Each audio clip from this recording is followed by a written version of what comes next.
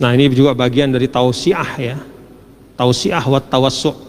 Jadi kelapangan yang Allah Subhanahu wa taala berikan kepada kita umat Islam. Sehingga tidak memberatkan ya, itulah agama. Jadi diukur-ukur berdasarkan kondisi, situasi, ruang dan waktu. Jadi orang yang dekat dengan Ka'bah, orang yang berjauhan, orang yang sangat jauh itu beda-beda tingkatannya. Sehingga orang yang di Indonesia tidak diwajibkan untuk menghadap langsung ke Ainul Ka'bah ya. Kalau disuruh kita langsung menghadap ke Ainul Ka'bah mungkin berat sekali ya. Maka cukup menghadap kepada tanah suci.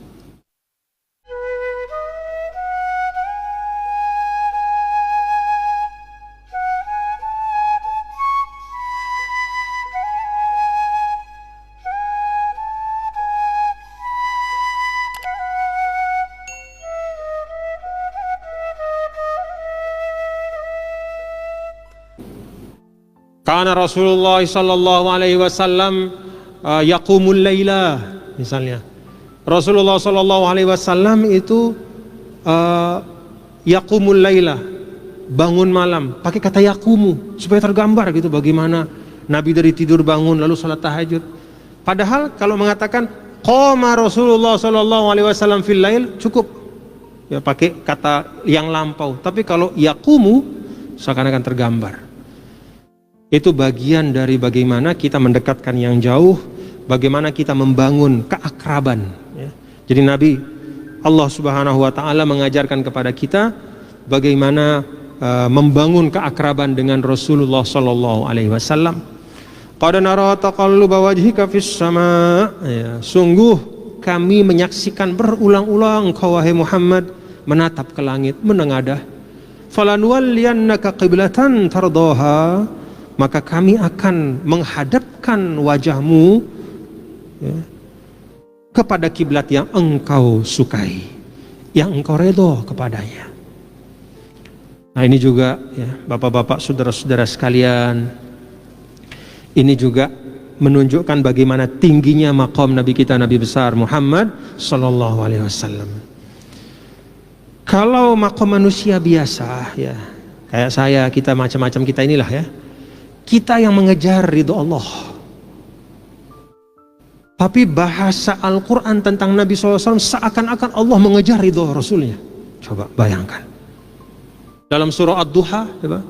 Wad-duha wal-laili idza saja ma wadda'aka rabbuka wa ma qala walal akhiratu khairul laka minal ula wala sawfa yu'tika rabbuka fatardah.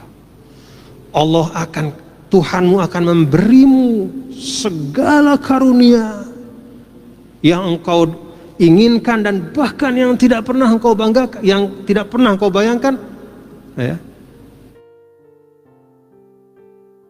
Walau sawfa yu'tika rabbuka fatarda, supaya engkau redha wahai Muhammad. Jadi jangan confuse kita. Ada sebagian orang misalnya mengatakan, ya karena yang namanya Rasul itu manusia biasa. Benar, manusia biasa. Tapi apa? Yuha ilaihi. Pertama, dia orang dapat wahyu. Anda dapat wahyu enggak? Enggak. Yang kedua, iya manusia biasa, tapi makamnya makam yang istimewa. Dalam Al-Quran tidak pernah Allah memanggil nabinya dengan ucapan nama, tapi selalu dengan gelar kehormatan. Ya ayuhan nabiyyu, duhai sang nabi. Itu kata Allah kepada nabinya. Ya ayyuhar rasulu, duhai sang utusan Allah. Seakan-akan yang lain bukan utusan, seakan-akan ya. Bukan artinya begitu, tapi terkumpullah pada diri beliau semua kemuliaan dari utusan-utusan sebelumnya. Itulah sebabnya ketika tahiyat, misalnya di dalam sholat, para ulama ya di dalam mazhab Syafi'i termasuk, itu membaca tasyahud itu ditambahin sayyidina. Kenapa? Karena maqamut tauqir wa ta'zim aula minal ittiba. Nabi memang kasih contoh nggak pakai sayyidina. Itulah tawaduknya beliau untuk diri beliau. Tapi kita jangan kayak begitu. Itulah tawaduknya beliau untuk diri beliau, tapi kita ya, beliau merendahkan ya, kerendahan hati beliau untuk diri beliau, untuk menyebut beliau. Selalu beliau merendahkan hati, tawaduk. Tapi kita sebagai umatnya mentakzim, jangan kita rendahkan. Karena itu kata ulama, at-tauqir wa ta'zim aula minal ittiba. Jadi walaupun contohnya di dalam tasyahud Allahumma sholli ala Muhammad wa ala ali Muhammad kama shallaita ala Ibrahim wa ala ali Ibrahim. Kalau dalam mazhab Syafi'i itu sebagian ulama Syafi'i dan saya juga mengamalkan, kita diajar dari kecil Allahumma sholli ala Sayyidina Muhammad, tambahin Sayyidina. Karena Nabi saja nggak pernah menyebut nama nabinya, Allah saya tidak pernah menyebut nama nabinya begitu saja. Nah, kalau kita menyebut Sayyidina, kata ulama-ulama mazhab Syafi'i, kita dapat dua. Kita membaca sholawat, mengikuti tuntunan Rasul, dan kita juga dapat pahala mentakzim dan memuliakan sebagaimana Allah memuliakan nabinya dan Rasulnya. Jadi kita nggak boleh bakhil sama Nabi, ya, nggak boleh bakhil sama Nabi. Bahkan dalam sebuah riwayat, yang namanya bakhil, yang benar-benar bakhil itu bukan yang nggak bagi uang, tapi man dzukirtu indahu falam yusalli alayya. Namaku disebut dan terdengar oleh telinganya, dan lalu dia tidak menyebut salawat kepadaku. Itu bakhil benar. Semoga Allah jadikan kita orang yang karim, yang murah, ya, yang menunaikan hak-hak Rasulullah SAW dengan sebaik-baiknya. Karena seperti itulah Allah mengajarkan adab kepada kita. Contohnya di ayat ini. Falanuwalliyannaka qiblatan tardhaha. Kami akan pindahkan, kami akan arahkan engkau wahai Muhammad kepada kiblat yang membuatmu ridha, yang kamu sukai. Bukan berarti bahwa menghadap Baitul Maqdis itu tidak disukai, tidak, ya. Tapi artinya yang kau sukai adalah yang memang punya kecenderungan engkau. Pertama, karena Ka'bah adalah kiblat Nabi Ibrahim alaihissalam, itu satu. Yang kedua adalah karena memang Ka'bah itu adalah mafkharatun lil Arab, ya. Orang Arab itu lebih dekat secara batin dia kepada Ka'bah. Lalu yang ketiga adalah mukhalafatan lil Yahud. Karena di dalam hal-hal yang sifatnya ritual, ya, itu memang Nabi SAW tidak mau sama. Nabi SAW ingin menegaskan, ya, bedanya, ya, dalam hal ritual.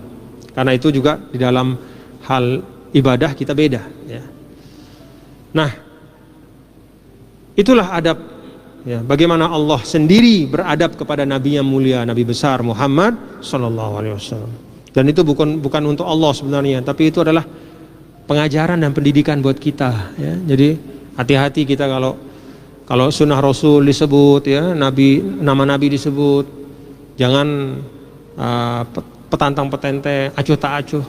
Dulu Imam Malik, ya, setiap kali dia akan membaca kitab hadis, ya, dia bayangkan Nabi ada di situ, dan dia tidak pernah naik ke kursinya mengajarkan hadis kecuali dia pakai baju yang paling bagus, dia pakai wewangian yang paling wangi, dan dengan sikap yang ta'zim. Itu adab, ya. Fawalli wajhaka syatral masjidil haram. Nah, inilah dia yang perlu digarisbawahi. Inilah potongan ayat yang eksplisit, ya, memerintahkan Nabi SAW dan juga kita semua, nanti ada sambungannya, syatral masjidil haram, menghadap ke al masjidil haram, yaitu kepada Ka'bah ketika salat. Ya, kalau orang yang melihat Ka'bah artinya dia ada di Masjidil Haram, maka kiblatnya itu adalah Ka'bah itu, ya. Orang yang di Masjidil Haram nih, dia ngelihat Ka'bah, kiblatnya Ka'bah, ainul Ka'bah, langsung Ka'bah. Orang yang tidak melihat Ka'bah karena dia di luar Masjidil Haram, kiblatnya Masjidil Haram. Orang yang di luar Mekah, entah itu namanya Indonesia, entah itu mana-mana, ya kiblatnya Mekah, tanah haram, ya. Paham kan bapak-bapak, ya? Nah, jadi yang langsung lihat kiblat nggak boleh dia beralih. Misalnya kiblat depan, Ka'bah depannya, nggak boleh dia, ya pokoknya kan miring-miring dikit lah, nggak apa-apa. Nggak, dia begitu dia bisa melihat, dia menghadap ainul Ka'bah. Bagi orang yang di luar Masjidil Haram, maka kiblatnya adalah Masjidil Haram yang ada di kota Mekah itu, ya, kiblatnya ya Masjidil Haram. Orang yang di luar Mekah, seluruh dunia ini, ya kiblatnya ke arah Mekah. Nah, ini juga bagian dari tausiah, ya, tausiah wa tawassu'. Jadi kelapangan yang Allah Subhanahu wa taala berikan kepada kita umat Islam. Sehingga tidak memberatkan. Ya, itulah agama. Jadi diukur-ukur berdasarkan kondisi, situasi, ruang dan waktu. Jadi orang yang dekat dengan Ka'bah, orang yang berjauhan, orang yang sangat jauh itu beda-beda tingkatannya. Sehingga orang yang di Indonesia tidak diwajibkan untuk menghadap langsung ke Ainul Ka'bah. Ya. Kalau disuruh kita langsung menghadap ke Ainul Ka'bah mungkin berat sekali. Maka cukup menghadap kepada tanah suci. Alhamdulillah sekarang sudah tidak terlalu sulit ya bapak-bapak ya. Kalau dulu kadang-kadang menetapkan kiblat itu bergeser-geser apa, kalau sekarang kan sudah alhamdulillah. Dulu yang paling salah satu yang paling akurat itu kan pada saat matahari ada di atas Ka'bah, itu dalam 1 tahun sekali 2 kali terjadi. Itu yaum rosdil qiblah gitu kan ya.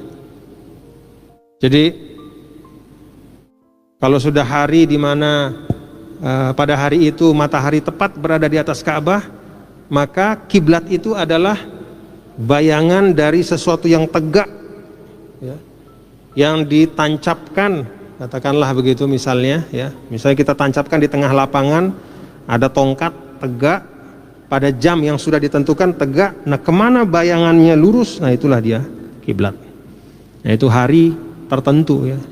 Itu jarang terjadi. Orang ngintip-ngintip kapan nih yaum rosdil kiblah itu, kapan pasnya.